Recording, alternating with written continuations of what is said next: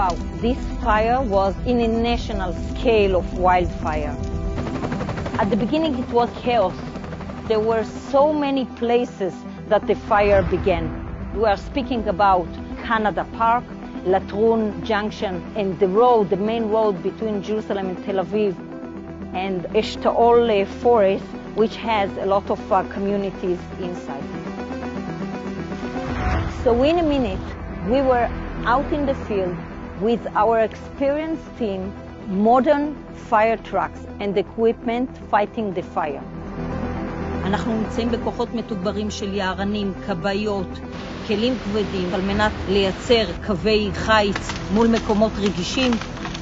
We open a large emergency operational center near all the national forces.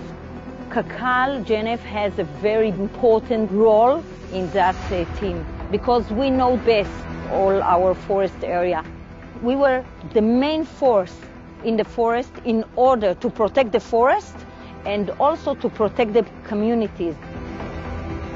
אנחנו נמצאים לצד כיבוי אש עם 8 כבאיות, מעל 100 עובדים. האש כרגע ללא שליטה. We started to collect data and to put all the data on maps. This is the base for us to get decisions how to run this mission step by step.